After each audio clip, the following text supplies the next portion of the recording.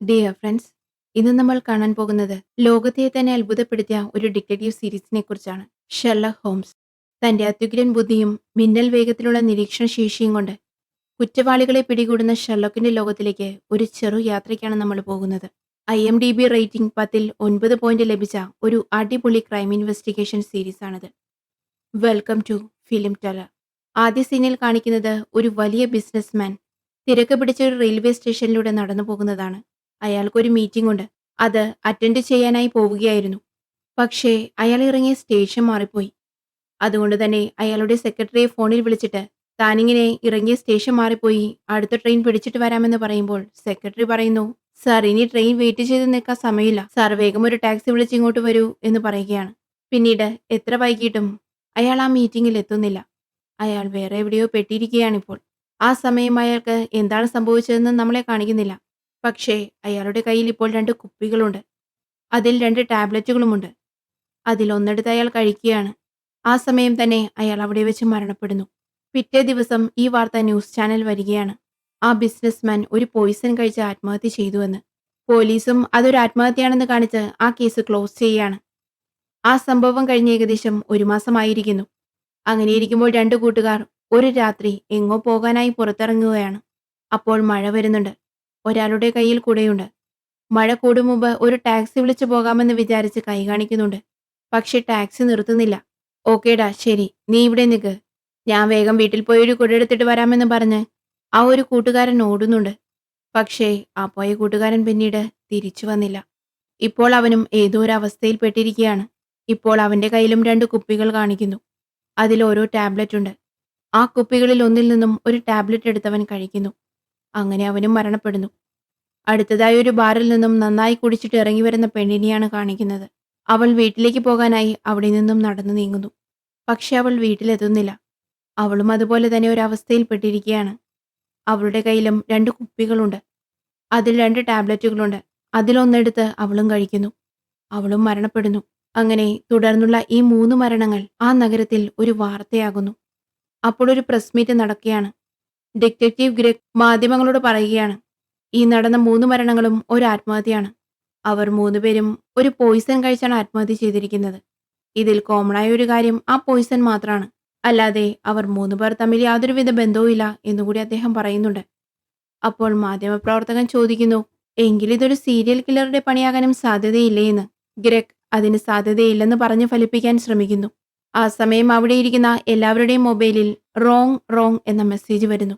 ഈ മെസ്സേജ് എല്ലാം അയച്ചത് ആരാണെന്ന് ഡിറ്റക്റ്റീവ് ഗ്രെക്കിന് അറിയാം. ആ സമയം അദ്ദേഹത്തിനും ഒരു മെസ്സേജ് വരുന്നുണ്ട്. ആ മെസ്സേജ് ഇങ്ങനെയായിരുന്നു, എന്നെ എവിടെ കാണണമെന്ന് നിങ്ങൾക്കറിയാം. By SH. SH ആരാണെന്ന് ഗ്രെക്കിന് അറിയാം. അതാണ് ഷെർലക് ഹോംസ്. നിങ്ങൾക്കും ആരാണ് ഷെർലക് ഹോംസ് എന്ന് ഡൗട്ട് തോന്നിയെങ്കിൽ ഷെർലക്കിനെ അറിയുന്നതിന് മുമ്പ് വാട്സൺ ആരാണെന്ന് അറിയണം. അദ്ദേഹത്തിന്റെ മുഴുവൻ പേരാണ് ജോൺ വാട്സൺ. വാട്സൺ ഒരു ആർമി ഡോക്ടറായിരുന്നു. അഫ്ഗാനിസ്ഥാനിൽ ഒരു മെഡിക്കായി സേവനമനുഷ്ഠിക്കുകയായിരുന്നു. അവിടെ നടന്നൊരു വെടിവയ്പിൽ അദ്ദേഹത്തിന്റെ ഫ്രണ്ട്സ് എല്ലാം കൊല്ലപ്പെട്ടു പോകുന്നു. അതിൽ വാട്സന്റെ കാലിന് പരിക്ക് പറ്റിയിരുന്നു. അതുകൊണ്ട് ശരിയായി നടക്കാൻ പറ്റുമായിരുന്നില്ല. അങ്ങനെ വാട്സൺ ആർമിയിൽ നിന്ന് റിട്ടയർഡ് ആകുന്നു. എന്നിരുന്നാലും ആ ഓർമ്മകൾ അദ്ദേഹത്തെ അലട്ടിക്കൊണ്ടിരിക്കുകയായിരുന്നു. ആ പ്രശ്നമുള്ളതുകൊണ്ട് തന്നെ അദ്ദേഹം ഒരു തെറാപ്പിസ്റ്റിനെ പോയി കാണുന്നുണ്ട്. ആ തെറാപ്പിസ്റ്റ് സജസ്റ്റ് ചെയ്യുന്നത് എന്താണെന്ന് വെച്ചാൽ, മിസ്റ്റർ വാട്സൺ, നിങ്ങൾ പഴയകാല ഓർമ്മകളിൽ ജീവിക്കാതെ ഇപ്പോൾ നിങ്ങളുടെ ലൈഫിൽ നടക്കുന്നതിനെക്കുറിച്ചോ അല്ലെങ്കിൽ നടന്ന കാര്യങ്ങളെക്കുറിച്ചോ എല്ലാം ഒരു വ്ലോഗ് പോലെ ചെയ്യൂ. അത് ഡെയിലി ഇന്റർനെറ്റിൽ പോസ്റ്റ് ചെയ്യൂ. എൻഗേജ് ആയിരിക്കൂ. അങ്ങനെ നിങ്ങൾ കുറച്ച് റിലാക്സ് ആയേക്കാം എന്ന് അവർ പറയുന്നു. വാട്സനും അത് കേട്ടപ്പോൾ ശരിയാണെന്ന് തോന്നി. ശരിയെന്ന് പറഞ്ഞ് അദ്ദേഹം അവിടെ നിന്ന് പോവുകയാണ്. അങ്ങനെ വാട്സൺ ഒരു പാർക്കിലൂടെ നടന്നു പോകുമ്പോൾ പുറകിൽ നിന്നൊരു വിളി വരുന്നു. ഹേയ് വാട്സൺ, എത്ര നാളായി കണ്ടിട്ട്, സുഖമാണോടാ നിനക്ക് എന്നൊരാൾ ചോദിക്കുന്നു. വാട്സന് പെട്ടെന്ന് ആളെ മനസ്സിലായില്ല. ഇത് ഞാനാടാ, നിന്റെ ഫ്രണ്ട് മൈക്ക്. അപ്പോൾ പെട്ടെന്ന് അദ്ദേഹത്തിന് ആളെ പിടികിട്ടുന്നു. അങ്ങനെ അവർ കുറച്ചു നേരം അവിടെ ഇരുന്ന് സംസാരിക്കുകയാണ്. വേറെ എന്തുണ്ട് വിശേഷം, നീ ഇപ്പോൾ എന്ത് ചെയ്യാണ്, നീ ഇപ്പോൾ എവിടെ പോവുകയാണെന്നെല്ലാം മൈക്ക് ചോദിക്കുന്നുണ്ട്. ഞാൻ സുഖമായിരിക്കുന്നു മൈക്ക്, എനിക്കിപ്പോൾ താമസിക്കാൻ ഒരു സ്ഥലം വേണം, അത് അന്വേഷിച്ച് നടക്കുകയായിരുന്നു എന്ന് വാട്സൺ പറയുന്നു. അതെന്തു പറ്റി, നീ ഇപ്പോൾ താമസിക്കുന്ന വീടിന് എന്തു പറ്റിയെന്ന് മൈക്ക് ചോദിക്കുന്നു. അത് ഞാനും വേറൊരുത്തനും കൂടി റെന്റ് എല്ലാം ഷെയർ ചെയ്ത് ഇപ്പോഴത്തെ വീട്ടിൽ താമസിച്ചിരുന്നത്. പക്ഷെ അവൻ പെട്ടെന്ന് റൂം ഒഴിഞ്ഞ് ഇംഗ്ലണ്ട് വിട്ട് തന്നെ പോകാൻ നിൽക്കാണ്. എനിക്ക് ഒറ്റയ്ക്ക് ആ വീടിന്റെ റെന്റ് കൊടുക്കാൻ കഴിയില്ല. കാരണം പെൻഷൻ പണമെല്ലാം വളരെ കുറവായിട്ടാണ് വരുന്നത്. അതുകൊണ്ട് തന്നെ ഞാനും ആ വീട് വിട്ട് വേറെ ഏതെങ്കിലും വീട്ടിൽ ഇതുപോലെ ഷെയർ ചെയ്ത് താമസിക്കാൻ അവസരം നോക്കി നടക്കാണ്. പക്ഷേ എന്റെ കൂടെയൊക്കെ ആര് റൂംമേറ്റ് ആകാനാണ് എന്ന് വാട്സൺ ചിന്തിച്ചുകൊണ്ട് പറയുന്നു. അപ്പോൾ മൈക്കും ചിരിച്ചുകൊണ്ട് പറയുന്നു, നിനക്കെന്തായാലും ഭാഗ്യമുണ്ട്. നീ പറഞ്ഞ അതേ വാചകം ഞാൻ കുറച്ചു മുമ്പ് എന്റെ ഒരു സുഹൃത്തിൽ നിന്നും കേട്ടതേയുള്ളൂ. അവനും നിന്നെപ്പോലെ തന്നെ ഇപ്പോൾ താമസിച്ചുകൊണ്ടിരിക്കുന്ന റൂമിന് തനിച്ച് വാടക കൊടുക്കാൻ കഴിയുന്നില്ല. അതുകൊണ്ട് തന്നെ അവനും ഒരു റൂംമേറ്റിനെ അന്വേഷിച്ചുകൊണ്ടിരിക്കുകയാണ്. നീ അവന്റെ കൂടെ പോയി താമസിച്ചോ എന്ന് മൈക്ക് പറയുന്നു.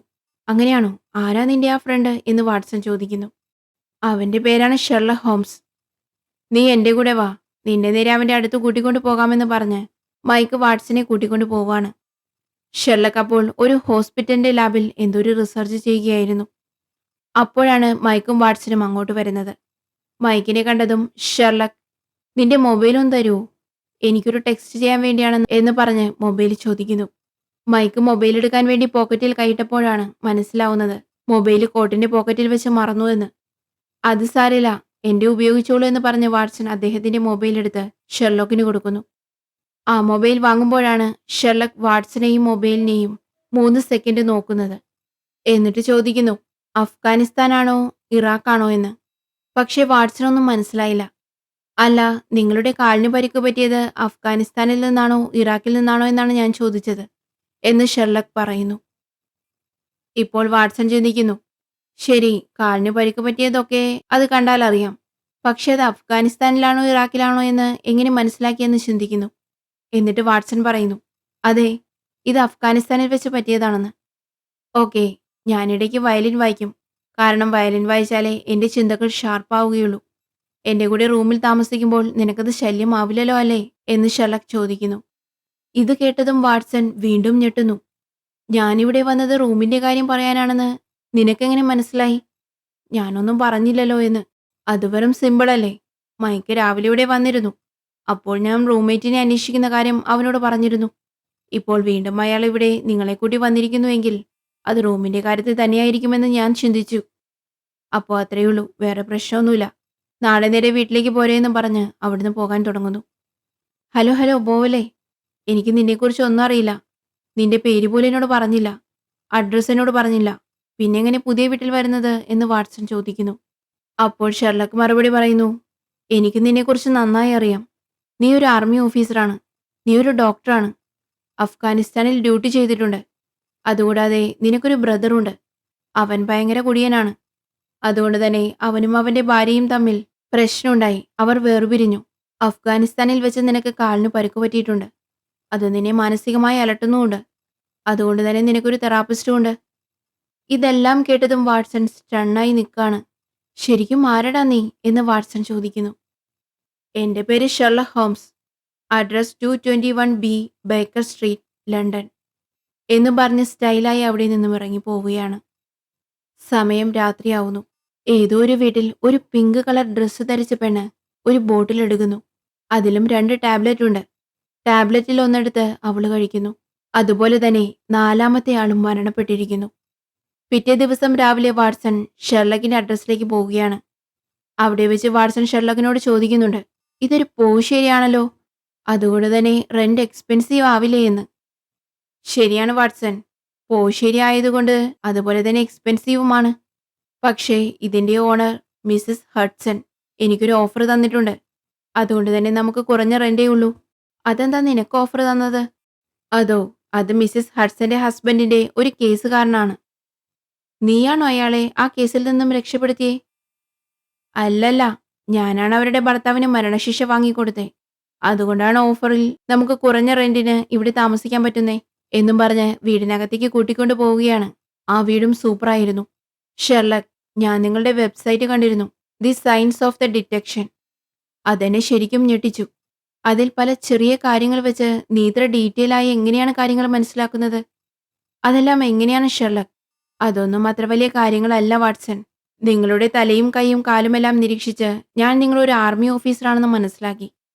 നിങ്ങളുടെ മൊബൈൽ ഫോൺ നോക്കി നിങ്ങളുടെ സഹോദരൻ ഒരു മദ്യപാനിയാണെന്നും കൂടാതെ ഭാര്യയുമായി തല്ലിപിടിച്ച് പിരിഞ്ഞു നിൽക്കുകയാണെന്നും മനസ്സിലാക്കി. ഇതെല്ലാം കേട്ട് എന്തു പറയണമെന്നറിയാതെ വാട്സൺ നിൽക്കുമ്പോഴാണ് അങ്ങോട്ടേക്ക് വീട്ടുടമസ്ഥയായ മിസ്സസ് ഹഡ്സൺ വരുന്നത്.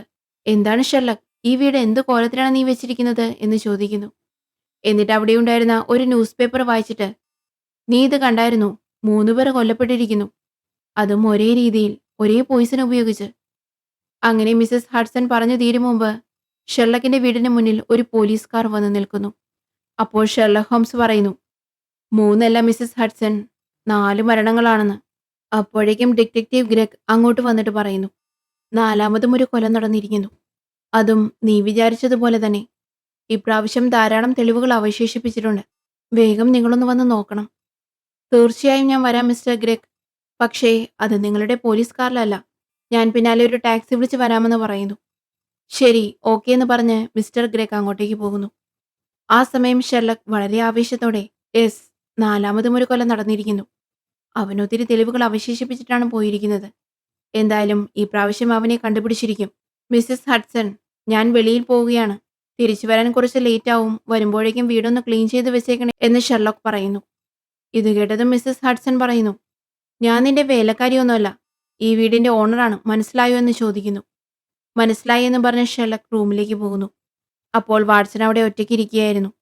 മിസസ് ഹഡ്സൺ, കുടിക്കാൻ ഒരു ചായ കിട്ടുമോ എന്ന് വാട്സൺ ചോദിക്കുന്നു.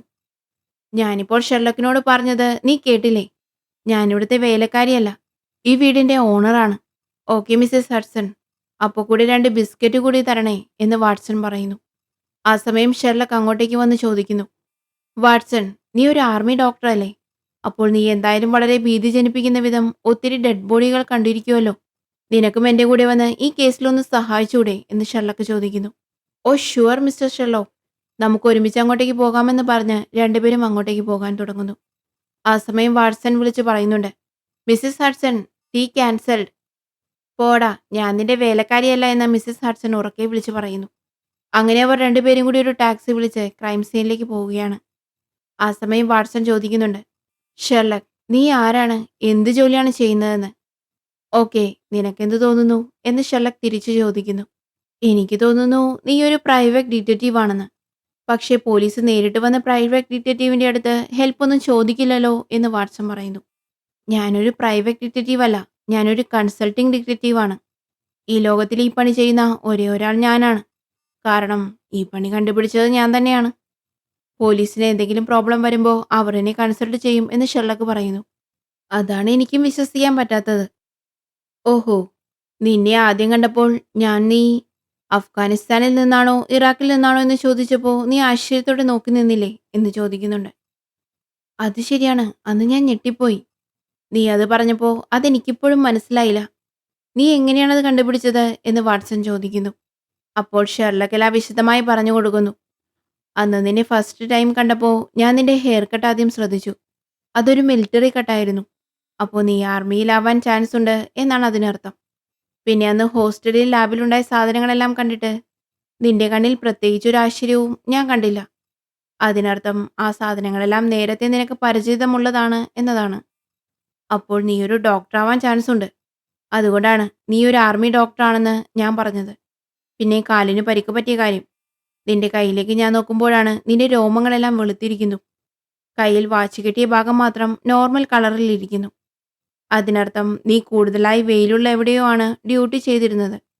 അതുകൊണ്ടാണ് ഇറാഖോ അതോ അഫ്ഗാനിസ്ഥാനോ എന്ന് സ്പെസിഫിക് ആയി ചോദിക്കാൻ കാരണം.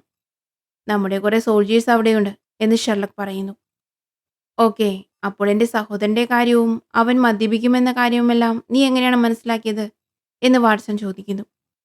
ഓ അതോ, അന്ന് മെസ്സേജ് ചെയ്യാൻ നിന്റെ മൊബൈൽ ഞാൻ നിന്റെ കയ്യിൽ നിന്ന് വാങ്ങിയപ്പോൾ എനിക്ക് മനസ്സിലായി അതൊരു വില കൂടിയ മൊബൈലാണെന്ന്. അപ്പോൾ അത് തീർച്ചയായും നിന്റേതാവാൻ ചാൻസ് ഇല്ല. കാരണം അത്രയും വില കൂടിയ മൊബൈൽ നീ പണം കൊടുത്ത് വാങ്ങുന്നുണ്ടെങ്കിൽ തീർച്ചയായും നീ റൂം ഷെയർ ചെയ്യാൻ ആളെ അന്വേഷിച്ച് നടക്കേണ്ട ആവശ്യമില്ല. അതുകൊണ്ട് തന്നെ ആ മൊബൈൽ നിന്റെ ആവാൻ ചാൻസ് ഇല്ല. പിന്നെ അത് ആരെങ്കിലും ഗിഫ്റ്റ് തന്നതാവാൻ സാധ്യതയുണ്ട്. പക്ഷേ അങ്ങനെയാണെങ്കിൽ നീ മൊബൈൽ ഫോൺ തീർച്ചയായും വളരെ സൂക്ഷിച്ചേ ഉപയോഗിക്കുകയുള്ളൂ. പക്ഷേ നോക്ക്, നിന്റെ മൊബൈലിൽ ഒത്തിരി സ്ക്രാച്ച് ആയിട്ടുണ്ട്. പോക്കറ്റിൽ കീയും മൊബൈലും ഒരുമിച്ചിട്ട് ഒത്തിരി സ്ക്രാച്ച് ആയിട്ടുണ്ട്. ഗിഫ്റ്റായി കിട്ടിയ ഒരു പുതിയ മൊബൈൽ നീ എന്തായാലും അങ്ങനെ അശ്രദ്ധമായി ഉപയോഗിക്കാൻ ഒരു ചാൻസും ഇല്ല. അതിനർത്ഥം ഇതൊരു പഴയ മൊബൈലാണ്, മുമ്പ് ആരോ ഉപയോഗിച്ചതാണ്, എന്നിട്ട് നിനക്ക് തന്നിരിക്കുന്നു. കൂടാതെ മൊബൈലിന്റെ ബാക്കിൽ ഹാരി വാട്സൺ ഫ്രം ക്ലാര എന്ന് എഴുതിയിരിക്കുന്നു. അപ്പോ ഹാരി വാട്സൺ നിന്റെ സഹോദരനായിരിക്കണം. ഒരുപക്ഷേ നിന്റെ അച്ഛനായിരിക്കാനും സാധ്യതയുണ്ട്. പക്ഷേ ഈ മൊബൈൽ ഒരു യങ്സ്റ്റേഴ്സ് യൂസ് ചെയ്യുന്ന ഒരു മൊബൈലാണ്. അപ്പോൾ തീർച്ചയായും അത് അച്ഛനാവാൻ ചാൻസ് ഇല്ല. അപ്പോൾ നിന്റെ ബ്രദർ ഹാരിയാണ് നിനക്ക് മൊബൈൽ തന്നത് എന്ന് ഷെർലക് പറയുന്നു. ഓക്കെ. പക്ഷേ എങ്ങനെയാണ് എന്റെ സഹോദരൻ മദ്യപാനിയാണെന്നും അവന് ഭാര്യയുമായി പിണക്കത്തിലാണെന്നും മനസ്സിലാക്കിയതെന്ന് വാട്സൺ ചോദിക്കുന്നു. ഓ അതോ. ആ മൊബൈലിന്റെ ബാഗിൽ ഹാരി വാട്സൺ ഫ്രം ക്ലാര എന്ന് എഴുതിയിരുന്നു. അതിനർത്ഥം ക്ലാര എന്നൊരു പെണ്ണ് ഹാരി വാട്സന് കൊടുത്തതാണ് മൊബൈൽ. ക്ലാര ഒരിക്കലും അവന്റെ ലവറായിരിക്കാൻ ചാൻസ് ഇല്ല. കാരണം ലവേഴ്സ് ഇത്ര വില കൂടിയ മൊബൈൽ ഗിഫ്റ്റ് ചെയ്യാൻ ചാൻസ് കുറവാണ്. അപ്പോൾ തീർച്ചയായും അത് അവന്റെ വൈഫ് തന്നെ ആയിരിക്കാനാണ് കൂടുതൽ സാധ്യത. പിന്നെ നിന്റെ അനിയൻ ഒരു മദ്യപാനിയാണെന്ന് ഞാൻ മനസ്സിലാക്കിയത് മൊബൈൽ കണ്ടിട്ട് തന്നെയാണ്. ആ മൊബൈലിന്റെ ചാർജ് ചെയ്യുന്ന പോർട്ടലിനടുത്തായി ഒത്തിരി സ്ക്രാച്ച് വീണിട്ടുണ്ട്. അതിനർത്ഥം ചാർജർ കേബിൾ പോലും ആ പോർട്ടിൽ കറക്റ്റായി കുത്താൻ സാധിക്കാത്ത പരുവത്തിലുള്ള ഒരാളാണ് അത് യൂസ് ചെയ്തിരുന്നത് എന്നാണ് അതിനർത്ഥം. എന്നുവെച്ചാൽ ചാർജർ കറക്റ്റായി മൊബൈലിൽ കണക്ട് ചെയ്യാൻ പാകത്തിനുള്ള ബോധം പോലും അവന് പലപ്പോഴും ഉണ്ടായിട്ടില്ല. അതുകൊണ്ട് തന്നെ അവൻ അമിതമായി ബന്ധിപ്പിച്ചിരിക്കാൻ സാധ്യതയുണ്ട് എന്നാണ് ഞാൻ മനസ്സിലാക്കിയത്. ആ പ്രശ്നങ്ങളെല്ലാം ഉള്ളതുകൊണ്ടായിരിക്കണം ഭാര്യയുമായി അകന്നതും അവളുടെ ഓർമ്മയായ മൊബൈൽ തന്റെ ബ്രദറായ വാട്സന് ഉപയോഗിക്കാൻ കൊടുത്തതുമെല്ലാം എന്ന് ഞാൻ അനുമാനിച്ചു. അപ്പോഴേക്കും അവർ ക്രൈം സീനിൽ എത്തിയിരുന്നു. രണ്ടുപേരും അങ്ങോട്ടേക്ക് നടന്നു പോകുന്ന വഴി വാട്സനോട് ചോദിക്കുന്നു. എന്താ വാട്സൺ, ഞാൻ പറഞ്ഞതെല്ലാം ശരിയാണോ? ഏറെക്കുറെ ശരിയാണ്. പക്ഷേ ഹാരി എന്നുള്ളത് എന്റെ സഹോദരനല്ല, സിസ്റ്ററാണ്. ഓ ഷേ, അത് ഞാൻ എങ്ങനെ മിസ് ചെയ്തു എന്നും പറഞ്ഞ ഷെർലക് ചിന്തിച്ച് നടന്നു പോവുകയാണ്. അങ്ങനെ അവർ ക്രൈം സീനിൽ എത്തിയിരിക്കുന്നു. നാലാമതായി മരണപ്പെട്ട ആ സ്ത്രീയുടെ മൃതദേഹത്തിന്റെ അടുത്തേക്കാണ് അവർ ഇപ്പോൾ ചെല്ലുന്നത്. ഫുൾ പിങ്ക് കളർ ഡ്രസ്സ് ധരിച്ച ഒരു സ്ത്രീ കമിഴ്ന്നു കിടക്കാണ്. മരണസമയം ആ സ്ത്രീ തന്റെ നഖം കൊണ്ട് അവിടെ തറയിൽ എന്തോ എഴുതാൻ ശ്രമിച്ചിട്ടുണ്ട്. റെയ്ച്ച എന്നോ മറ്റോ ആണ് എഴുതിയിരിക്കുന്നത്. അവിടെ ഒരു ഫോറൻസിക് ഓഫീസറുണ്ട്. അദ്ദേഹത്തിന്റെ പേരാണ് ആൻഡേഴ്സൺ. അയാൾ ഷെർലക്കിനോട് പറയുന്നു, ഈ സ്ത്രീ മരണസമയത്ത് കൈകൊണ്ട് എഴുതിയിരിക്കുന്നത് റെയ്ച്ച എന്നാണ്. അതൊരു ജർമ്മൻ വേർഡാണ്. അതിനർത്ഥം റിവഞ്ച് എന്നാണ്. കൂടാതെ ആ പെണ്ണിന്റെ പക്കൽ നിന്നും ലഭിച്ച ക്രെഡിറ്റ് കാർഡിലെ വിവരങ്ങൾ ശേഖരിച്ചപ്പോൾ ആ സ്ത്രീ ഒരു ജർമ്മൻ കാര്യത്തിയാണെന്നും അവളുടെ പേര് ജെനീഫർ എന്ന് ഞങ്ങൾ കണ്ടെത്തിയെന്നും ആൻഡേഴ്സൺ പറയുന്നു. അത് കേട്ടതും ഷെർലക് ഇത്രയും വിവരങ്ങൾ തന്നതിന് നന്ദിയെന്ന് പറഞ്ഞ് ആ ഡോർ ക്ലോസ് ചെയ്ത് കളയുന്നു. കാരണം ഈ ആൻഡേഴ്സണും ഷെർലക്കും തമ്മിൽ കാര്യങ്ങൾ പണ്ട് മുതൽക്കേ ഒത്തുപോകാറില്ല. അതുകൊണ്ടാണ് ഡോർ ക്ലോസ് ചെയ്ത് കളഞ്ഞത്. അതിനുശേഷം ഷെർലക് ആ ഡെഡ് ബോഡിയെ ശരിക്കും നിരീക്ഷിക്കുകയാണ്. കൂടെ വന്ന ഡോക്ടർ വാട്സൺ ആ ഡെഡ് ബോഡി ചെക്ക് ചെയ്ത് പല കാര്യങ്ങളും പറയുന്നുണ്ട്. അപ്പോൾ ഷെർലക് ഡിറ്റക്റ്റീവ് ഗ്രെക്കിനെ ഫോൺ ചെയ്ത് പറയുന്നു, ഈ ജെനീഫർ എന്ന പെണ്ണ് കോർട്ടിഫ് എന്ന സ്ഥലത്ത് നിന്നാണ് വന്നിരിക്കുന്നത്. അല്ലാതെ ഇവൾ ജർമ്മൻകാരിയൊന്നുമല്ല. അപ്പോൾ വാട്സൺ ചോദിക്കുന്നു, എന്ത് കോർട്ടിഫോ? അതെങ്ങനെ മനസ്സിലായി? അപ്പോൾ ഷെർലക് പറയുന്നു, അവൾ മഴ നനഞ്ഞാണ് വന്നിരിക്കുന്നത്. കാരണം അവളുടെ ദേഹത്തും ഡ്രസ്സിലും എല്ലാം വെള്ളമുണ്ട്. പക്ഷേ അവരുടെ കയ്യിലൊരു കുടയുണ്ട്. ആ കുട ഡ്രൈ ആയിട്ടാണ് ഇരിക്കുന്നത്. അതിനർത്ഥം എന്താണ്? നല്ല ശക്തമായ മഴയത്ത് അവൾ കുട നിവർത്താതെ ഓടി വന്നിരിക്കണം. മഴയത്ത് കുട ഉണ്ടായിരുന്നിട്ടും അത് നിവർത്താൻ കഴിഞ്ഞില്ലെങ്കിൽ തീർച്ചയായും അതിശക്തമായ കാറ്റും ആ സമയം അവിടെ ഉണ്ടായിരിക്കണം.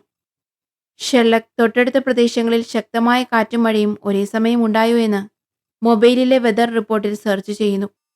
അപ്പോൾ ഷെർലക്കിന് മനസ്സിലാവുന്നു, തൊട്ടടുത്തുള്ള കോർട്ടിഫ് എന്ന സ്ഥലത്ത് കുറച്ചു മുമ്പ് അതിശക്തമായ കാറ്റോടു കൂടിയ മഴയുണ്ടായി എന്ന് ഷെർലക്ക് പറയുന്നു. എന്നിട്ട് ഷെർലക്ക് അവിടെ നടന്ന സംഭവം കണ്ടതുപോലെ വാട്സനോടുമായി പറയുന്നു. ജെനീഫർ എന്ന ലേഡി കോർട്ടിൽ നിന്നും ആ മഴയുള്ള സമയത്ത് മഴ നനഞ്ഞാണ് ഇങ്ങോട്ടേക്ക് വന്നത്. കൂടാതെ അവളൊരു സൂട്ട് കേസുമായാണ് വന്നത്. ആ സൂട്ട് കേസ് എവിടെയെന്ന് ഗ്രെക്കിനോട് ഷെർലക് ചോദിക്കുന്നു. ഇവിടെ സൂട്ട് കേസ് ഒന്നും കണ്ടില്ല. അതെന്താ, ആ നാട്ടിൽ നിന്ന് വരുന്നവരെല്ലാം സൂട്ട് കേസ് കൊണ്ടുവരണമെന്നുണ്ടോ എന്ന് ഗ്രെക്ക് തിരിച്ചു ചോദിക്കുന്നു. അവിടെ നിന്ന് വരുന്ന എല്ലാവരുടെയും കാര്യം എനിക്കറിയില്ല.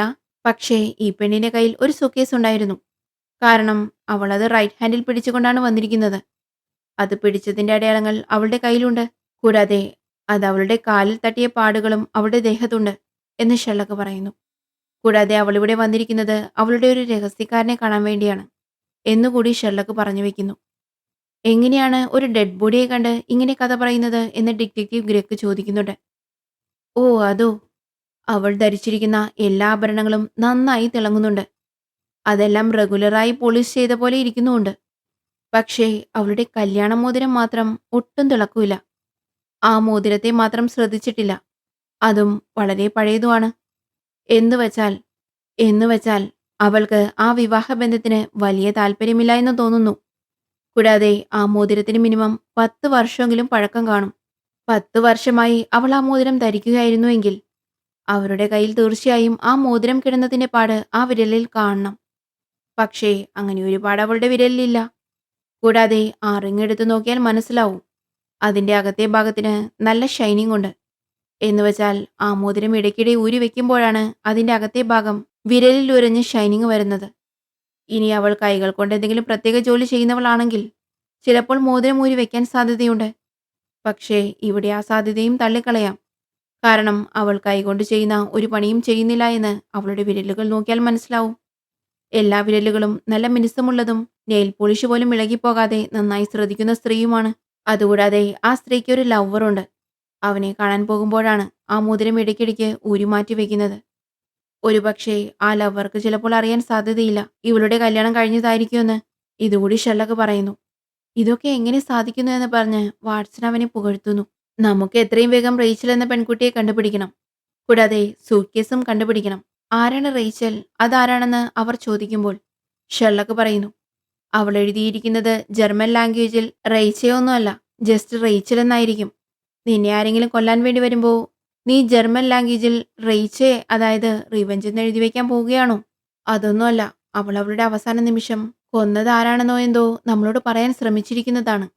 മിക്കവാറും അത് റേച്ചൽ എന്ന് തന്നെയായിരിക്കും. ഇനി നമുക്ക് ആ സൂട്ട്കേസ് കൂടി കണ്ടുപിടിക്കണം. എന്നാൽ മാത്രമേ ഈ അന്വേഷണത്തിന്റെ അടുത്ത ഘട്ടത്തിലേക്ക് നമുക്ക് പോകാൻ കഴിയുള്ളൂ. ഗ്രെഗ് പറയുന്നു.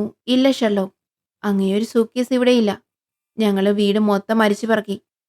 അപ്പോൾ ഷെർലക്ക് ചോദിക്കുന്നു, പിന്നെ അത് ആവിയായി പോയോ എന്ന്.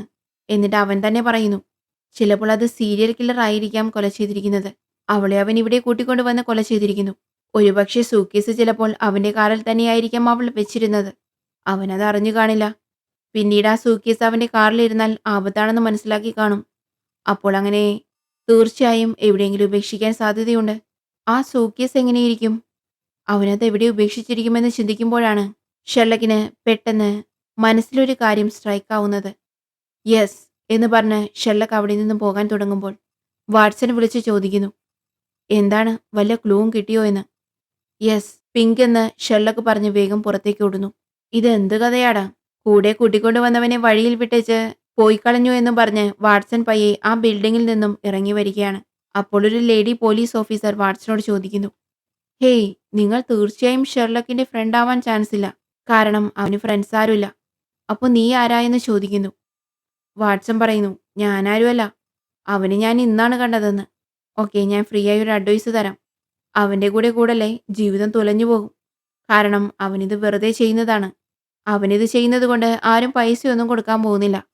ഇതുപോലെ കുഴപ്പം പിടിച്ച കേസുകൾ തെളിയിക്കുന്നത് അവന്റെ ഒരു ഹോബിയാണ്.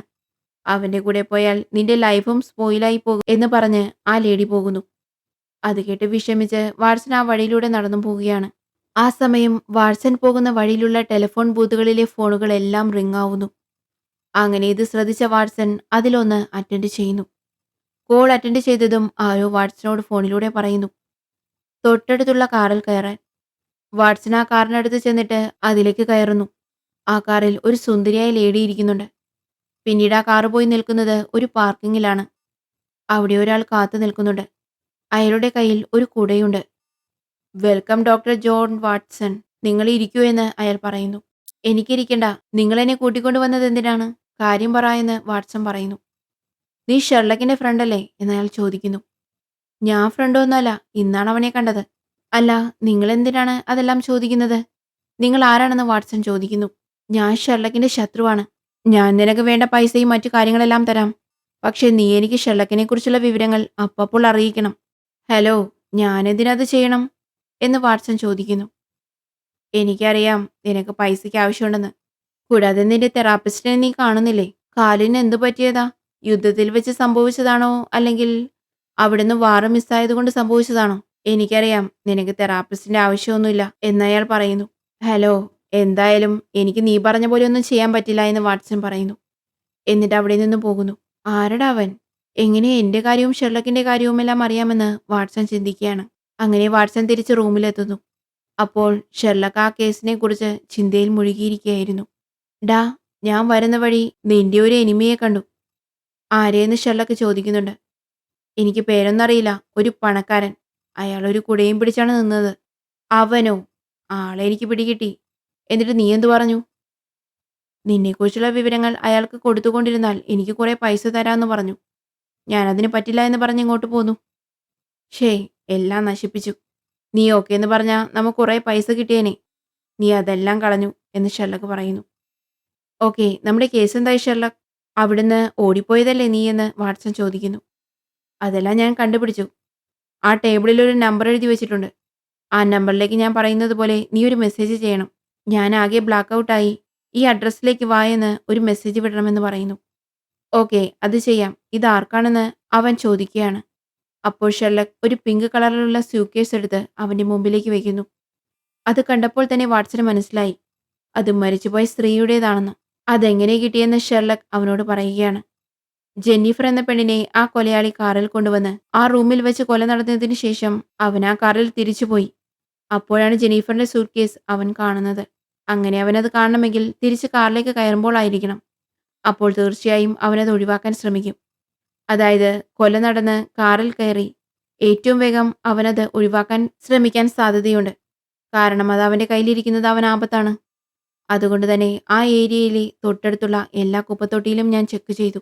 ആ സൂട്ട്കേസും ഒരു പിങ്ക് കളർ ആയിരിക്കുമെന്ന് എനിക്കൊരു ഊഹമുണ്ടായിരുന്നു. കാരണം മരിച്ചുപോയ ജെന്നിഫർ അന്ന് ധരിച്ചിരുന്ന സാധനങ്ങളെല്ലാം പിങ്ക് കളർ ആയിരുന്നു. അതുകൊണ്ട് തന്നെ ചിലപ്പോൾ ഹാൻഡ് ബാഗോ സൂട്ട്കേസോ ഏതാണോ കൊണ്ടുപോകുന്നതെങ്കിൽ അതും മാച്ച് കളർ കീപ്പ് ചെയ്യാൻ പൊതുവെ സ്ത്രീകൾ ശ്രമിക്കാറുണ്ട്. ഇത് കേട്ടിട്ട് വാട്സൺ പറയുന്നു, നീ സൂപ്പറാണ് ഷെർലക്ക്. അതിരിക്കട്ടെ, നീ ആർക്കാണ് മെസ്സേജ് ചെയ്യാൻ പറഞ്ഞത്? അതോ, നീ ശരിക്കൊന്ന് നോക്ക്. കൊല നടന്ന സ്ഥലത്തും പിന്നെ ഈ സൂട്ട്കേസ് കേസിലും എന്തോ ഒരു സാധനം മിസ്സിംഗ് ആണ്. നിനക്ക് പറയാൻ പറ്റുമോ എന്താണെന്ന്? എന്താണെന്ന് എനിക്ക് മനസ്സിലായില്ല എന്ന് വാട്സൺ പറയുന്നു. അപ്പോൾ ഷെർലക്ക് പറയുന്നു, മിസ്സിംഗ് ആയ സാധനം വേറൊന്നല്ല, അത് അവളുടെ മൊബൈൽ ഫോൺ തന്നെയാണ്. അതെങ്ങനെ നിനക്കറിയാം? അത് ചിലപ്പോൾ അത് അവളുടെ വീട്ടിൽ വെച്ച് വന്നതാവാനും ചാൻസ് ഇല്ലേ എന്ന് വാട്സൺ ചോദിക്കുന്നു. അവൾക്കൊരു ലവറുണ്ട്. അവനെ കാണാനാണ് ഇവിടെ വന്നിരിക്കുന്നത്. അങ്ങനെയൊരു സാഹചര്യത്തിൽ ഒരിക്കലും മൊബൈൽ ഫോണെല്ലാം വീട്ടിൽ വെച്ച് മറന്നു പോകാൻ സാധ്യത തീരെയില്ല. ആ മൊബൈൽ ഇപ്പോൾ കൊലയാളിയുടെ കയ്യിൽ തന്നെ ഉണ്ടാകാനാണ് ചാൻസ്. അയ്യോ, അപ്പോ നീ എന്നെ കൊണ്ട് മെസ്സേജ് അയച്ചത് ആ കൊലയാളിക്കാണോ? അതെ വാട്സൺ. അവൻ ആ സ്ത്രീയെ കൊല ചെയ്ത് അവളുടെ മൊബൈൽ കൈക്കലാക്കി വെച്ചിരിക്കുകയാണെങ്കിൽ ഈ സമയം അങ്ങനെ ഒരു മെസ്സേജ് ചെന്നാൽ അവൻ തീർച്ചയായും പേടിക്കണം. സാധാരണ ഒരാളായാൽ ആ മെസ്സേജ് കണ്ട് റിപ്ലൈ ഒന്നും വരില്ല. പക്ഷേ അവനൊരു കൊലയാളി ആയതുകൊണ്ട് തന്നെ അവൻ തീർച്ചയായും ടെൻഷനാവും. അത് തന്നെയാണ് നമുക്ക് വേണ്ടത്. നമുക്കൊന്ന് പോകാമെന്ന് പറഞ്ഞ് അവിടെ നിന്ന് രണ്ടുപേരും കൂടി അവിടുന്ന് ഇവർ അയച്ച ആ മെസ്സേജിൽ പറഞ്ഞ അഡ്രസ്സിലേക്ക് പോവുകയാണ്. അവർ കില്ലറിന് ഒരു അഡ്രസ്സ് മെസ്സേജ് വിട്ടില്ലേ? അങ്ങോട്ടേക്ക് കില്ലർ വരാൻ ചിലപ്പോൾ ചാൻസ് ഉണ്ട് എന്ന് കരുതിയാണ് അവർ പോകുന്നത്. അവർ ആ അഡ്രസ്സിലെത്തി അടുത്തുള്ള ഒരു റെസ്റ്റോറന്റിൽ കില്ലർ വരുന്നത് നിരീക്ഷിക്കാൻ വേണ്ടി കാത്തിരിക്കുകയാണ്. ആ സമയം റെസ്റ്റോറന്റ് മുതലാളി വന്ന് പറയുന്നു, ഹലോ സാറേ, എന്ത് വേണേലും കഴിച്ചോ, എല്ലാം ഫ്രീ ആണ്. ഇത് കേട്ടതും വാട്സൺ ഷെർലക്കിനെ നോക്കുന്നു. എന്താ സംഭവം എന്നറിയാതെ. അപ്പോൾ പറയുന്നു, വേറൊന്നല്ല, ഇയാളെ ഞാനൊരു കേസിൽ നിന്ന് രക്ഷപ്പെടുത്തിയിട്ടുണ്ട്. അതിന്റെ സ്നേഹസൂചകമായിട്ടാണ് അങ്ങനെ പറഞ്ഞത്. അവർ കൊലയാളി വരുമോ ഇല്ലയോ എന്നറിയാതെ കാത്തിരിക്കുകയാണ്. അപ്പോൾ ഒരു ടാക്സി അവിടെ നിൽക്കുന്നു. അതിൽ ആരോ ഉണ്ട്.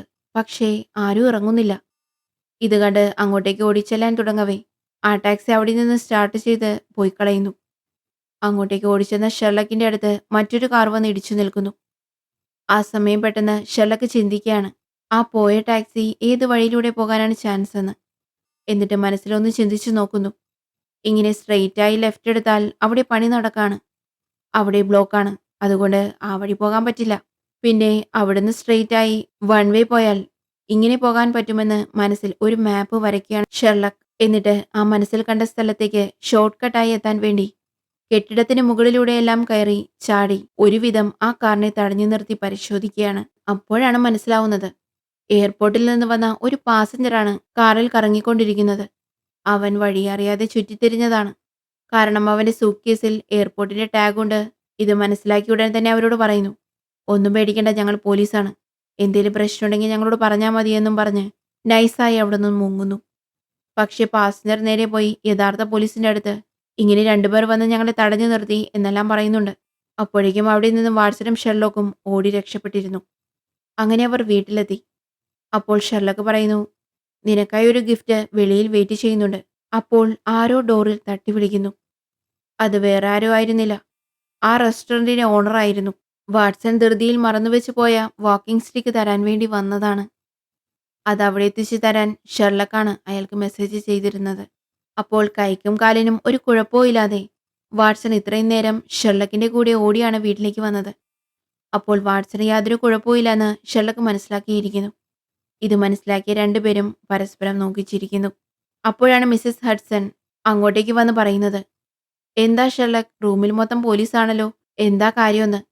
അത് കേട്ട് അവർ റൂമിലേക്ക് ചെന്ന് നോക്കിയപ്പോൾ അവിടെ ഡിറ്റക്റ്റീവ് ഗ്രെക്കും ആൻഡേഴ്സണും മറ്റു പോലീസുകാരും ഫുള്ളും ഉണ്ട്. അവർ വീട് മൊത്തം അരിച്ചു പറക്കുകയാണ്. അപ്പോൾ ഗ്രെക്ക് പറയുന്നു, എന്താ ഷെർലക്, ആ പെണ്ണിന്റെ സൂട്ട്കേസ് കണ്ടുപിടിച്ചിട്ട് ഞങ്ങളോട് കൂടി പറഞ്ഞില്ലല്ലോ എന്ന്. അപ്പോൾ ഷെർലക്ക് പറയുന്നു, നീ പോലീസിന്റെ വേല എന്റെ അടുത്ത് കാണിക്കരുത്. എന്റെ വീട്ടിൽ അനുവാദമില്ലാതെ ഡോർ തകർത്ത് കയറാനൊന്നും പറ്റില്ല. അപ്പോൾ നിനക്ക് അനുവാദമില്ലാതെ എവിഡൻസ് എല്ലാം വീട്ടിൽ സൂക്ഷിക്കാം. ഞങ്ങൾ വീട് തകർത്ത് വന്നിട്ടില്ല. ഞങ്ങളിവിടെ വേറെ ഡ്രഗ് എന്തെങ്കിലും ഉണ്ടോ എന്ന് സെർച്ച് ചെയ്യാണ്. അപ്പോൾ ആ ലേഡി ഓഫീസർ പറയുന്നു, എന്താണിത്, ഇവിടെ ഒരു മനുഷ്യന്റെ കണ്ണുണ്ടല്ലോ എന്ന്. ആ അതെ, അത് ഞാൻ സയൻസ് ലാബിൽ നിന്ന് വാങ്ങിയതാണെന്ന് ഷെർലക്ക് പറയുന്നു. അതെന്തിനാണ് മൈക്രോവേവ് ഓവനിൽ വെച്ചിരിക്കുന്നതെന്ന് അവൾ ചോദിക്കുന്നു. അതൊക്കെയുണ്ട്, അതെല്ലാം എൻ്റെ റിസർച്ച് എക്സ്പെരിമെന്റിന്റെ ഭാഗമാണെന്നും അതെല്ലാം അവിടെ വെക്കാനും ഷെർലക്ക് പറയുന്നു. അപ്പോൾ ഡിറ്റക്റ്റീവ് ഗ്രെക്ക് പറയുന്നു, ഞാനാണ് നിന്നെ ഈ കേസിലേക്ക് കൊണ്ടുവന്നത്. അപ്പോൾ കാര്യങ്ങളെല്ലാം ഞങ്ങളോട് പറഞ്ഞിരിക്കണം. ആ മരിച്ചുപോയ ജെന്നിഫർ ജർമ്മൻ ലാംഗ്വേജിൽ റിവെഞ്ച് എന്നല്ല എഴുതിയിരിക്കുന്നത്. അവളുടെ മകളുടെ പേരായ റേച്ചൽ എന്നാണ് എഴുതിയിരിക്കുന്നത്. എങ്കിൽ ആ മകളെ ഒന്ന് കൊണ്ടുവരുമോ? എനിക്ക് അവളോട് കുറച്ച് സംസാരിക്കണമെന്ന് ഷെർലക്ക് പറയുന്നു. അപ്പോൾ ഡിറ്റക്റ്റീവ് ഗ്രെക്ക് പറയുന്നു, അത് നടക്കില്ല. കാരണം അവൾ 14 വർഷം മുമ്പ് മരിച്ചുപോയിരിക്കുന്നു. 14 വർഷം മുമ്പ് മരിച്ചുപോയ മകളുടെ പേരെന്തിനാണ് അവൾ മരിക്കും മുമ്പ് എഴുതി വെക്കുന്നത്? ഇനി മകള് മരിച്ചുപോയതിന്റെ വിഷമത്തിൽ അവൾ വിഷം കഴിച്ച് ആത്മഹത്യ ചെയ്തതാണോ എന്ന് വാട്സൺ ചോദിക്കുന്നു. അപ്പോൾ ഷെർലക്ക് പറയുന്നു, വാട്സൺ, അവളുടെ മകൾ 14 വർഷം മുമ്പ് മരിച്ചത്. അതോർത്ത് ഇപ്പോൾ അവൾ ആത്മഹത്യ ചെയ്യേണ്ട കാര്യമില്ല. കൂടാതെ അവൾക്ക് സീക്രട്ട് ലവർ വരെയുണ്ട്. അങ്ങനെയുള്ള ഒരു സ്ത്രീ വിഷം കഴിച്ച് ആത്മഹത്യ ചെയ്യേണ്ട കാര്യമില്ല. പിന്നെ വേറെ എന്തിനാണ് അവൾ അങ്ങനെ എഴുതിയതെന്ന് ചിന്തിച്ചുകൊണ്ട് തല പുകഞ്ഞ് അങ്ങോട്ടും ഇങ്ങോട്ടും നടക്കാണ്. അപ്പോഴാണ് മിസ്സിസ് ഹഡ്സൺ അങ്ങോട്ടേക്ക് വന്ന് പറയുന്നത്, ഷെർലക്, ടാക്സി വിളിച്ചിരുന്നോ? താഴെ ഒരു ടാക്സിക്കാരൻ വന്ന് നിൽക്കുന്നുണ്ട്. ഇല്ല മിസ്സിസ് ഹഡ്സൺ, ഞാൻ ടാക്സി ഒന്നും പറഞ്ഞിട്ടില്ല. നിങ്ങളാരും ഒച്ച വയ്ക്കല്ലേ, ഞാനൊന്ന് ചിന്തിക്കട്ടെ എന്ന് പറഞ്ഞ് ഷെർലക്ക് ദേഷ്യപ്പെടുന്നു. യെസ്, റേച്ചൽ, അതാണ്. യെസ്, അവളൊരു വലിയ ക്ലൂ ആണ് നമുക്ക് തന്നിരിക്കുന്നത്. അവൾ മനഃപൂർവ്വമാണ് അവളുടെ സൂട്ട്കേസും മൊബൈലും ആ കാറിൽ തന്നെ വിട്ടേച്ചും പോയത്. കാരണം അവൾ മരിക്കാൻ പോവുകയാണെന്ന് അവൾക്കറിയായിരുന്നു. നമ്മൾ ആ കൊലയാളിയിലേക്ക് എത്താൻ വേണ്ടിയാണ് അവൾ അങ്ങനെ ചെയ്തത് എന്ന് ഷെർലക്ക് പറയുന്നു. വാട്സൺ, ആ സൂട്ട്കേസിന്റെ ടാഗിൽ ഒരു മെയിൽ ഐ ഡി ഉണ്ട്. വേഗം അത് പറ എന്ന് ഷെർലക്ക് ആവശ്യപ്പെടുന്നു. അതൊരു me phone type mail I D ആണ്. ഫൈൻഡ് മൈ ഫോൺ എന്നൊരു ഫെസിലിറ്റി പോലെ നഷ്ടപ്പെട്ട മൊബൈൽ ട്രാക്ക് ചെയ്യാൻ പറ്റുന്ന ഒരു സൈറ്റാണ്. അതിൽ ആ മൊബൈൽ രജിസ്റ്റർ ചെയ്തിരിക്കുന്ന മെയിൽ ഐ ഡിയും പാസ്വേഡും കൊടുത്താൽ ഇപ്പോൾ ആ മൊബൈൽ എവിടെയാണെന്നുള്ള ലൊക്കേഷൻ എല്ലാം അതിൽ കാട്ടിത്തരും. ആ സൂട്ട്കേസ് ടാഗിൽ കണ്ട ഇമെയിൽ ഐ ഡിയും പാസ്വേഡിന്റെ സ്ഥലത്ത് റേച്ചൽ എന്നും ഷെർലക്ക് എൻ്റർ ചെയ്യുന്നു. ഇതാണ് അവൾ എഴുതാൻ ശ്രമിച്ചത്. അത് ടൈപ്പ് ചെയ്തപ്പോൾ അത് ലോഗിനായി. ആ മൊബൈൽ ലൊക്കേഷൻ കാണിച്ചു തരുന്നു. അപ്പോഴേക്കും മിസ്സിസ് ഹഡ്സൺ വന്ന് പറയുന്നു, താഴെ ആ വെയിറ്റ് ചെയ്യുന്ന ടാക്സി ഡ്രൈവർ അവിടെ കിടന്ന് ഒച്ചയ്ക്കുന്നുണ്ട്. ഒന്ന് നോക്കൂ ഷെർലക്ക് എന്ന് അവർ പറയുന്നു. ഞാനൊരു പ്രധാനപ്പെട്ട പണിയിലാണ്. ഞാൻ ഒരു ടാക്സി ഓർഡർ ചെയ്തിട്ടില്ല എന്ന് പറഞ്ഞ് ഷെർലക്ക് ഒച്ച വയ്ക്കുന്നു. അപ്പോഴാണ് കാണാതായ ജെനീഫറിന്റെ ആ മൊബൈൽ ലൊക്കേഷൻ ഇവരുടെ തെരുവിലെ ഷെർലക്കിന്റെ വീട്ടഡ്രസ്സിൽ തന്നെ വന്ന് നിൽക്കുന്നത് മാപ്പിൽ ശ്രദ്ധിക്കുന്നത്. എന്ത്? നമ്മുടെ വീട്ടിൽ തന്നെ ആ ഫോൺ ഉണ്ടെന്നോ? എന്താണ് സംഭവിക്കുന്നതെന്ന് ഒരു പിടിയുമില്ലാതെ ഷെർലക്ക് ചിന്തിച്ചു കൊണ്ടിരിക്കുമ്പോഴാണ് ഒരു കാര്യം മനസ്സിലാവുന്നത്. യെസ്, ആ ടാക്സി. നമ്മൾ വിളിക്കാതെ ടാക്സി വന്ന് വെയിറ്റ് ചെയ്യുകയാണ്. കൂടാതെ നടന്ന എല്ലാ കൊലപാതകത്തിലും ടാക്സി ഇൻവോൾവ് ആയിട്ടുണ്ട്. ആദ്യം നടന്ന ബിസിനസ്സുകാരന്റെ കൊലപാതകവും അയാളും അവസാനം ടാക്സി പിടിച്ചാണ് പോയത്. രണ്ടാമത് നടന്ന കൊലപാതകത്തിലും ടാക്സി കയറിയാണ് ആ പയ്യനും പോയിരിക്കുന്നത്. മൂന്നാമത്തെ കൊലപാതകത്തിലും കുടിച്ചു ബോധമില്ലാതെ ആ പെണ്ണൊരു ടാക്സി വിളിച്ചാണ് പോയിരിക്കുന്നത്. ഇപ്പോൾ നടന്ന ജെനീഫറിന്റെ കൊലപാതകത്തിലും അവൾ ടാക്സി വിളിച്ചാണ് ഈ നാട്ടിലേക്ക് വന്നിരിക്കുന്നത്. അങ്ങനെ ചിന്തിക്കുമ്പോഴാണ് ഷെർലക്കിന് ഒരു മെസ്സേജ് വരുന്നത്. Come with me. അത് താഴെ നിൽക്കുന്ന ടാക്സി ഡ്രൈവറാണ് അയച്ചിരിക്കുന്നത്. അത് കണ്ടതും ഷെർലക്ക് താഴേക്ക് പോകുന്നു. അപ്പോൾ വാട്സൺ ചോദിക്കുന്നുണ്ട്, നീ എവിടെ പോവുകയാണെന്ന്. എനിക്ക് ഇവിടെ നിന്നിട്ട് ചിന്തിക്കാൻ കഴിയുന്നില്ല. ഞാൻ പോവുകയാണെന്ന് പറഞ്ഞ് താഴേക്ക് ഇറങ്ങുന്നു. എന്നിട്ട് ആ ടാക്സിക്കാരനോട് പറയുന്നുണ്ട്, ഹേയ്, നീയാണല്ലേ ഞങ്ങൾ അന്വേഷിച്ചു കൊണ്ടിരുന്ന ആ സീരിയൽ കില്ലർ? നിന്നെ ഏകദേശം പിടിക്കാൻ കയ്യിൽ കിട്ടിയതാണ്. കില്ലറെ ഞാൻ അന്വേഷിച്ചുകൊണ്ടാണ് ആ റെസ്റ്റോറന്റ് അവിടെ വെച്ച് നിന്റെ അടുത്ത് വന്നത്. പക്ഷെ ഞാൻ കരുതി ഈ ടാക്സിയിലുണ്ടായിരുന്ന പാസഞ്ചറാണ് കില്ലറെന്ന്. അതാണന്ന് നീ രക്ഷപ്പെട്ടത്. നീ പറഞ്ഞത് ശരിയാണ് ഷെർലക്. ഞാൻ തന്നെയാണ് കില്ലർ. ഞാനൊരു ടാക്സി ഡ്രൈവർ ആയതുകൊണ്ട് എന്നെ അങ്ങനെ ആരും സംശയിക്കില്ല. ഞങ്ങൾക്ക് എവിടെ വേണമെങ്കിലും പോകാം, വരാം എന്ന് ടാക്സി ഡ്രൈവർ പറയുന്നു. അതൊക്കെ ശരി, നീ എന്തിനാണ് ഈ 4 പേരെ കൊന്നത് എന്ന് ഷെർലക് ചോദിക്കുന്നു. എന്താ സാർ, ഞാൻ ആരെയും കൊന്നിട്ടില്ല. ഞാൻ വെറുതെ സംസാരിച്ചിട്ടുള്ളൂ. എന്നോട് സംസാരിച്ചതും അവർ ആത്മഹത്യ ചെയ്തു. എനിക്കറിയാം മുകളിൽ പോലീസുകാരുണ്ടെന്ന്. നീ ഇപ്പോൾ അവരെ വിളിച്ച് എന്നെ അറസ്റ്റ് ചെയ്താൽ ഒരുപക്ഷെ ഞാൻ മരിച്ചുപോയ 4 പേരോടും അവർ മരിക്കുന്നതിന് തൊട്ടുമുമ്പ് എന്താണ് സംസാരിച്ചതെന്ന് നിനക്കറിയാൻ കഴിയാതെ പോകും. അതുകൊണ്ട് മര്യാദയ്ക്ക് നീ എൻ്റെ കൂടെ കാറിൽ കയറി വാ. ഞാൻ നിന്നോട് പറയാം ആ രഹസ്യം. അതിനുശേഷം നീയും ചിലപ്പോൾ ആത്മഹത്യ ചെയ്തേക്കും എന്ന് അയാൾ പറയുന്നു. ഇത് കേട്ടതും ഷെർലക്കിന് വളരെ ഇൻട്രസ്റ്റിംഗ് ആയി തോന്നി. അതുകൊണ്ട് ഷെർലക്ക് ഉടനെ അയാളുടെ കാറിൽ കയറി അയാളുടെ കൂടെ പോകുന്നു. ഇത് മുകളിൽ നിന്നും വാട്സൺ കാണുന്നുണ്ടായിരുന്നു. ഉടൻ തന്നെ വാട്സൺ ഡിറ്റക്റ്റീവ് ഗ്രെക്കിനെ വിളിച്ചു പറയുന്നു ഷെർലക്ക് ആ ടാക്സിയിൽ കയറിപ്പോയെന്ന്. ഉടൻ തന്നെ ടീമിനോട് പറയുന്നു, നമ്മളിവിടെ നിന്ന് ടൈം വേസ്റ്റ് ചെയ്തിട്ട് കാര്യമില്ല, നമുക്ക് പോകാമെന്ന് പറഞ്ഞ് അവരും പുറകെ പോകുന്നു. അങ്ങനെ ഷെർലക്ക് കാറിൽ പോയിക്കൊണ്ടിരിക്കുകയാണ്. ആ കാറിൽ ഒരു ഫോട്ടോയുണ്ട്. അതും ബാക്കിയുള്ള കാര്യങ്ങളെല്ലാം സസൂക്ഷ്മം നിരീക്ഷിക്കുകയാണ്. ഷെർലക്ക് ആ ഡ്രൈവറോട് ചോദിക്കുന്നു, നിന്നെ ആരോ പിരികേറ്റി വിട്ടിരിക്കുകയാണ്. അവൻ പറഞ്ഞിട്ടാണ് നീ ഇതെല്ലാം ചെയ്യുന്നത്. ആരാണവൻ? അപ്പോൾ ഡ്രൈവർ പറയുന്നു, അത് നിങ്ങളുടെ വലിയൊരു ഫാനാണ്. പക്ഷേ അതാരാണെന്നും മറ്റ് ഡീറ്റെയിൽസ് ഒന്നും ആ കില്ലർ പറയുന്നില്ല. ആ രാത്രി സമയം കാറ് നേരെ പോകുന്നത് ഒരു കോളേജിലേക്കാണ്. ആ കോളേജിൽ ആ സമയം ക്ലീനിംഗ് ജോലികൾ നടന്നുകൊണ്ടിരിക്കുകയാണ്. അതുകൊണ്ട് തന്നെ കോളേജ് ഓപ്പണായി കിടക്കുമായിരുന്നു. അവർ നൈസായി ആ കോളേജിനകത്തേക്ക് കയറുകയാണ്. വാ മിസ്റ്റർ ഹോംസ്, ഇവിടെ ഇരിക്കുകയെന്ന് പറഞ്ഞ് അവിടെ ഒരു ടേബിളിനരികിൽ ഇരുത്തുന്നു. നീ എന്തിനാ എന്നെ ഇവിടേക്ക് കൂട്ടിക്കൊണ്ടുവന്നതെന്ന് ഷെർലക്ക് ചോദിക്കുന്നു. ഓ അതോ, നീ ഇവിടെ വെച്ച് ചാവാൻ പോവുകയാണ് എന്ന് പറഞ്ഞ് ചെറിയ 2 ബോട്ടിലുകൾ എടുത്ത് പുറത്തു വയ്ക്കുന്നു. അതിലോരോ ടാബ്ലറ്റും ഉണ്ട്. നീ ഭയങ്കര ബുദ്ധിശാലിയാണെന്നാണ് നിന്റെ ഫാൻ എന്നോട് പറഞ്ഞത്. പിന്നെ ഞാൻ നിന്റെ വെബ്സൈറ്റും കണ്ടിരുന്നു. അതും ഗംഭീരാണ്. ആരാണ് നീ പറയുന്ന ഈ എന്റെ ഫാൻ എന്ന് ഷെർലക്ക് ചോദിക്കുന്നു. സോറി, അതെനിക്കിപ്പോൾ പറയാൻ പറ്റില്ല എന്ന് ആ കില്ലർ പറയുന്നു. ശരി, നമുക്ക് നമ്മുടെ ഗെയിം തുടങ്ങാമെന്ന് പറഞ്ഞ് ആ ടാബ്ലറ്റുകൾക്ക് നേരെ ചൂണ്ടിയിട്ട് പറയുന്നു. ഇതിലൊന്ന് വളരെ പോയിസണുള്ള ഒരു ടാബ്ലറ്റാണ്. അത് കഴിച്ചാൽ അപ്പോൾ തന്നെ മരിക്കും. മറ്റൊന്ന് നോർമൽ ടാബ്ലറ്റും. അത് കഴിച്ചാൽ ഒന്നും സംഭവിക്കില്ല. അതായത് 1 ഗുഡ് ആൻഡ് 1 ബാഡ്. ഇതിലൊരെണ്ണം നീ ചൂസ് ചെയ്യണം. പക്ഷേ നിനക്കറിയില്ല ഇതിൽ ഏതാണ് ഗുഡ് ഏതാണ് ബാഡ് എന്നുള്ളത്. പക്ഷേ എനിക്കറിയാമെന്ന് കില്ലർ പറയുന്നു. ഇപ്പോൾ നീ എന്താ പറഞ്ഞു വരുന്നേ? ഞാനെന്തിന് ഇതെടുത്ത് കഴിക്കണം ഒരു ബെനിഫിറ്റും ഇല്ലാതെ എന്ന് ഷെർലക്ക് ചോദിക്കുന്നു. ഞാൻ പറഞ്ഞു തീർന്നില്ല. നീ ഒരെണ്ണം കഴിച്ചാൽ മറ്റേത് ഞാനെടുത്ത് കഴിക്കും. നമ്മളിൽ ഒരാൾ മാത്രമേ ജീവിച്ചിരിക്കുകയുള്ളൂ. ഈ കളിയാണ് ഞാൻ മറ്റു 4 പേരോടുമായി കളിച്ചത്. ആ കളിയിലെല്ലാം ഞാൻ വിജയിച്ചിട്ടേ ഉള്ളൂ. നിങ്ങൾക്കാർക്കും എന്നെക്കുറിച്ചൊരു വിവരവും ലഭിച്ചിട്ടില്ല എന്ന് ആ ടാക്സി ഡ്രൈവർ പറയുന്നു. ആര് പറഞ്ഞു നിന്നെക്കുറിച്ച് ഒന്നും അറിയില്ല എന്ന്? നീ ഇന്ന് ഷേവ് ചെയ്തിട്ടുണ്ട്. പക്ഷേ അതിന്റെ കുറച്ച് ഭാഗം നിന്റെ മുഖത്ത് തന്നെ ഒട്ടിപ്പിടിച്ചിരിക്കുന്നുണ്ട്. നീ അത് കണ്ടിട്ടില്ല. നിന്റെ കൂടെ ആരെങ്കിലും താമസിക്കുന്നുണ്ടായിരുന്നെങ്കിൽ അവർ തീർച്ചയായും പറഞ്ഞേനെ. അതിനർത്ഥം നീ തനിച്ചാണ്. ഒരു ഏകാന്ത ജീവിതമാണ് നീ നയിക്കുന്നത്. നിന്റെ ടാക്സിയിൽ ഒരു ഫോട്ടോ ഒട്ടിച്ചിട്ടുണ്ട്. അതിൽ 2 കുട്ടികളുണ്ട്. അതാണ് നിന്റെ ഫാമിലി. ആ ഫോട്ടോയിൽ അവരുടെ അമ്മയും കൂടെ ഉണ്ടായിരുന്നു. പക്ഷേ അവരുടെ ഭാഗം ആ ഫോട്ടോയിൽ നിന്നും കീറി മാറ്റിയിരിക്കുകയാണ്. ഒരുപക്ഷെ അവർ മരിച്ചു പോയിട്ടുണ്ടെങ്കിൽ നീ തീർച്ചയായും അങ്ങനെ കീറി മാറ്റില്ല. അതിനർത്ഥം അവൾ മരിച്ചിട്ടില്ല. നിങ്ങൾ വേർപിരിഞ്ഞാണ് ഇരിക്കുന്നത്. പക്ഷേ ആ ഫോട്ടോ കുറച്ച് പഴയതാണെങ്കിലും നീ വളരെ ഭംഗിയായി ഫ്രെയിം ചെയ്ത് സൂക്ഷിച്ചിട്ടുണ്ട്. എന്ന് വെച്ചാൽ നിന്റെ കുട്ടികളെ നിനക്ക് ഒത്തിരി ഇഷ്ടമാണെന്ന്. നിന്റെ കുട്ടികളെ നിന്റെ വൈഫ് കൂട്ടിക്കൊണ്ടുപോയി. അതുകൊണ്ട് തന്നെ അവരെ ഒന്ന് കാണാൻ കൂടി കിട്ടുന്നില്ല. കൂടാതെ നീട്ടിയിരിക്കുന്ന വസ്ത്രം ഒരു 3 വർഷമെങ്കിലും പഴക്കമുണ്ട്. അതുകൊണ്ട് തന്നെ നിന്നെ കണ്ടാൽ ആർക്കും ഒരു സംശയവും തോന്നാത്ത വിധം ഭംഗിയായി പ്ലാൻ ചെയ്തിരിക്കുന്നു. നീ പറഞ്ഞ ഇത്രയും വലിയ റിസ്ക് പിടിച്ച ഗെയിം 4 പേരുടെ കൂടെ കളിച്ചിരിക്കുന്നു. അതിൽ നീ ചത്തുപോകാനും ചാൻസ് ഉണ്ടായിരുന്നു. ഇത്രയും കാര്യങ്ങൾ ഷെർലക്ക് ഒറ്റയടിക്ക് പറയുന്നു. നീ പറഞ്ഞതെല്ലാം ശരിയാണ്. എനിക്ക് ക്യാൻസറാണ്. ഞാൻ എപ്പോൾ വേണമെങ്കിലും മരിക്കാം. ഞാനൊരു സാധാരണ ടാക്സി ഡ്രൈവറാണ്. ഞാൻ ക്യാൻസർ വന്ന് മരിച്ചാൽ എൻ്റെ കുട്ടികൾക്ക് ഒരു പൈസയും കിട്ടില്ല. പക്ഷേ ഞാനൊരു സീരിയൽ കില്ലർ ആയിരുന്നാൽ എനിക്ക് ഒത്തിരി പണം ലഭിക്കും. കാരണം എനിക്കൊരു സ്പോൺസറെ കിട്ടിയിട്ടുണ്ട്. ഞാൻ എത്ര പേരെ കൊല്ലുന്നുവോ അത്രയും കൂടുതൽ പണം ഞാൻ മരിച്ചു പോയതിനു ശേഷം എൻ്റെ കുട്ടികളുടെ കയ്യിൽ വന്നു ചേരും. അതാണ് ഞാനും സ്പോൺസറും തമ്മിലുള്ള ഡീൽ. ആ സ്പോൺസർ ആരാണെന്ന് ഞാൻ പറയില്ല എന്ന് ടാക്സി ഡ്രൈവർ പറയുന്നു. ശരി, ഞാൻ ഈ കളിക്ക് തയ്യാറല്ലെങ്കിലോ എന്ന് ഷെർലക്ക് ചോദിക്കുന്നു.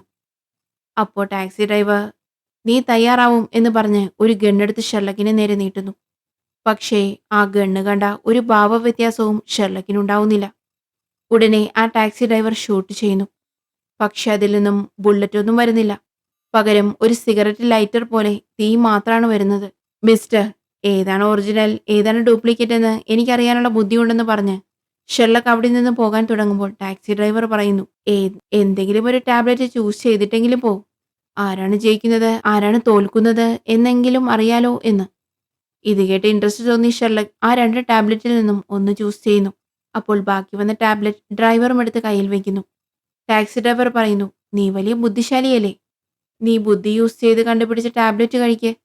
ബാക്കിയുള്ളത് ഞാനും കഴിക്കാം.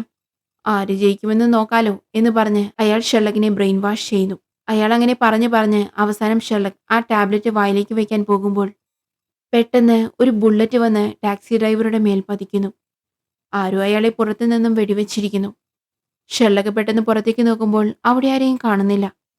ഷെർലക്ക് ആ വെടികൊണ്ട് കിടക്കുന്ന കില്ലറോട് ചോദിക്കുന്നുണ്ട്, ഞാൻ സെലക്ട് ചെയ്ത ടാബ്ലറ്റ് കറക്റ്റ് ആയിരുന്നോ? എന്റെ ഫാനാണെന്ന് പറഞ്ഞ നിന്റെ സ്പോൺസർ ആരാണ് എന്ന് ചോദിക്കുമ്പോൾ അയാൾ ഒന്നും പറയുന്നില്ല. അവസാനം ഷെർലക്ക് അയാളുടെ മുറിവിൽ ചവിട്ടി വീണ്ടും ചോദിക്കുന്നുണ്ട്. വേദന കൊണ്ട് പൊളഞ്ഞ അവസാനം അയാൾ ഒരു പേര് പറയുന്നു, മൊറിയാർട്ടി എന്ന് പറഞ്ഞ് അയാൾ എന്നേക്കുമായി കണ്ണുകൾ അടയ്ക്കുന്നു. മരിച്ചുപോയിരിക്കുന്നു അയാൾ. അപ്പോഴേക്കും അങ്ങോട്ടേക്ക് പോലീസും ആംബുലൻസും എല്ലാം എത്തുന്നു. ആംബുലൻസിലെ മെഡിക്കൽ ടീമെല്ലാം വന്ന് നോക്കുന്നുണ്ട്. അവർ ഷെർലക്കിനെ ഒരു പുതപ്പൊക്കെ കൊണ്ട് പുതപ്പിച്ചിരുത്തിയിരിക്കുകയാണ്. എന്തിനാണ് എന്നെ പുതപ്പിച്ചിരുത്തിയിരിക്കുന്നത്? എനിക്ക് പനിയൊന്നുമില്ല എന്ന് ഷെർലക്ക് പറയുന്നു. അത് സാരില്ല ഷെർലോക്ക്, ഇത്രയും വലിയ ഇൻസിഡന്റ് നടന്നതല്ലേ, നീ ഷോക്കിലായിരിക്കും എന്ന് ഗ്രെഗ് പറയുന്നു.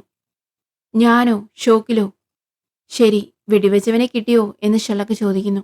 ഇല്ല, വെടിവെച്ചവന്റെ ഒരു അഡ്രസ്സും ഇല്ല എന്ന് ഗ്രെഗ് പറയുന്നു. ഏയ്, അത് സാരില്ല, ഞാനില്ലേ നമുക്ക് കണ്ടുപിടിക്കാമെന്ന് ഷെർലക്ക് പറയുന്നു. വെടിവെച്ചവൻ തോക്കുകൾ അനായാസം യൂസ് ചെയ്യാൻ അറിയുന്ന ഒരു പ്രൊഫഷണലാണ്. വളരെ ദൂരെ നിന്നും വളരെ കൃത്യതയോടെ കറക്റ്റായി നിറയൊഴിച്ചിരിക്കുന്നു. ചിലപ്പോൾ അവനൊരു ആർമിയിലോ ഫോഴ്സിലോ ഉള്ള പ്രൊഫഷണൽ ആകാമെന്നും പറഞ്ഞ് സൈഡിലേക്ക് നോക്കുമ്പോൾ അവിടെ ഡോക്ടർ വാട്സൺ നിൽക്കുന്നത് കാണുന്നു. അയ്യോ, അപ്പോൾ വാട്സനാണോ വെടിവെച്ചത് എന്നും മനസ്സിൽ ഷെർലക്ക് വിചാരിക്കുന്നു. കൂട്ടുകാരനെ നമ്മൾ തന്നെ എങ്ങനെ പോലീസിനെ കൊണ്ട് പിടിപ്പിക്കും എന്ന് വിചാരിച്ച് ഞാനിപ്പോൾ പറഞ്ഞതെല്ലാം മറന്നുകളാം മിസ്റ്റർ ഗ്രെഗ്. ഞാൻ അറിയാതെ എന്തോ പറഞ്ഞതാണ്. ചിലപ്പോൾ ഞാനിപ്പോഴും ഷോക്കിലായിരിക്കാം. ദേ കണ്ടോ, എനിക്ക് ബ്ലാങ്കറ്റൊക്കെ തന്നിട്ടുണ്ട്. അതുകൊണ്ടായിരിക്കുമെന്ന് പറഞ്ഞ് അവിടെ നിന്നും മുങ്ങുന്നു. നേരെ വാട്സന്റെ അടുത്ത് പോയിട്ട്, എടാ സൂപ്പർ ഷോട്ടായിരുന്നു, എന്നെ രക്ഷിക്കാനായിരുന്നോ എന്ന് ഷെർലക്ക് ചോദിക്കുന്നു. വേറെ വഴിയൊന്നും ഉണ്ടായിരുന്നില്ല. നീ ആ ഗുളിക കഴിക്കാൻ പോവുകയാണെന്ന് തോന്നിയതുകൊണ്ടാണ് ഞാൻ വെടിവെച്ചത്. ഏയ്, ഞാൻ കഴിക്കില്ലായിരുന്നു. വെറുതെ കഴിക്കുന്നത് പോലെ ആക്ട് ചെയ്തതാണ്. പക്ഷെ നീ സമ്മതിച്ചില്ല. അതിനു മുമ്പ് നീ വെടിവെച്ചു. ഗെയിമിൽ ഞാൻ ചൂസ് ചെയ്ത ടാബ്ലറ്റ് കറക്റ്റ് ആണോ എന്നും കൂടി അറിയാൻ പറ്റിയില്ല. എന്തായാലും നീ ജീവനോടെ രക്ഷപ്പെട്ടല്ലോ എന്ന് പറഞ്ഞ് രണ്ടുപേരും ചിരിച്ചുകൊണ്ട് നടന്നു പോവുകയാണ്. അപ്പോഴാണ് അവരുടെ മുന്നിൽ ഒരാൾ അവിടെ നിൽക്കുന്നത്. അന്ന് വാട്സനെ കൂട്ടിക്കൊണ്ടുപോയി ഷെർലക്കിനെ സ്പൈ ചെയ്യണം, പൈസ തരാമെന്ന് പറഞ്ഞ കുടയുമായി ഒരുത്തൻ വന്നില്ലേ, അവൻ തന്നെ. അവനെ കണ്ടതും ഷെർലക്ക് എന്തുണ്ട് മൈക്രോഫ്റ്റ്, എന്തുണ്ട് വിശേഷം എന്ന് ചോദിച്ച് നോർമലായി സംസാരിക്കുകയാണ്. അയാളുടെ പേരാണ് മൈക്രോഫ്റ്റ്. യഥാർത്ഥത്തിൽ ഷെർലക്കിന്റെ ചേട്ടനാണ് അയാൾ. ഓക്കെ ബൈ എന്ന് പറഞ്ഞ് അവിടുന്ന് പോകുമ്പോൾ വാട്സൺ ചോദിക്കുന്നു, ഞാൻ കരുതി അവൻ വലിയൊരു ക്രിമിനൽ മാസ്റ്റർ മൈൻഡ് എന്തോ ആണെന്ന്. അപ്പോൾ ഷെർലക്ക് പറയുന്നു, അവൻ ബ്രിട്ടീഷ് സീക്രട്ട് സർവീസിലാണ് ജോലി ചെയ്യുന്നത്. നീ പറഞ്ഞതുപോലെ വലിയ മാസ്റ്റർ മൈൻഡ് ഒന്നുമല്ല. ശരി, വേഗം വാ, അടുത്ത പണി നോക്കാമെന്ന് പറഞ്ഞ് അവർ വീട്ടിലേക്ക് പോവുകയാണ്. ഇതോടുകൂടി ഫസ്റ്റ് എപ്പിസോഡ് അവസാനിക്കുന്നു. ചാനൽ ഒന്ന് സബ്സ്ക്രൈബ് ചെയ്യാൻ മറക്കല്ലേ. ഷെർലോക്കിന്റെ അടുത്ത എപ്പിസോഡുമായി നമുക്ക് വീണ്ടും കാണാം. ബൈ.